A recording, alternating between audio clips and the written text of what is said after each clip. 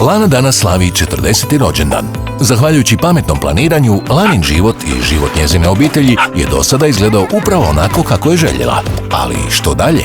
Lana zna da sreća ne pada s neba i da se za svoju budućnost mora sama pobrinuti. Zato kada razmišlja o budućnosti, razmišlja i o svojoj mirovini.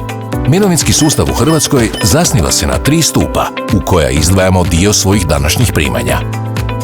Prema zakonu, Lana u prvi mirovinski stup izdvaja 15% bruto plaće i taj se iznos uplaćuje u državni proračun.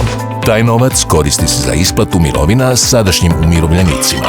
Iz bruto plaće uplaćuje 5% doprinosa u obvezni mirovinski fond, drugi stup, koji je Lana sama odabrala. Obvezni mirovinski fondovi prikupljeni novac ulažu na financijskim tržištima kako bi ostvarili dobit, koja uvećava mirovinsku štednju na Laninom osobnom mirovinskom računu.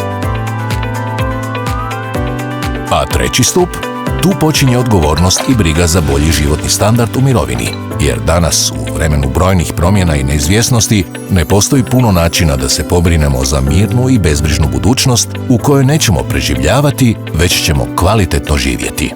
No Lana to zna i svoju priliku za sretnu mirovinu vidi u trećem stupu, štednji u Raiffeisen dobrovoljnom mirovinskom fondu, gdje uz državna poticajna sredstva i porezne olakšice za uplate poslodavca postoji mogućnost ostvarenja prinosa.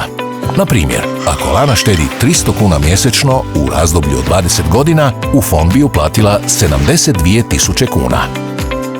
Uz pretpostavku prinosa fonda od 3%, iznos na računu iznosio bi oko 112.000 kuna.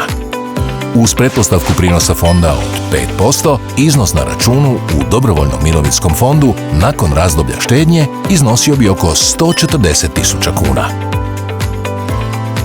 Nakon razdoblja štednje, Lana bi ušteđeni iznos mogla koristiti kao mirovinu, i to prema izboru, do 30% u obliku jednokratne isplate, a ostatak u roku od 5 do 20 godina ili doživotno, sve ovisno o odabranom modelu isplate mirovine.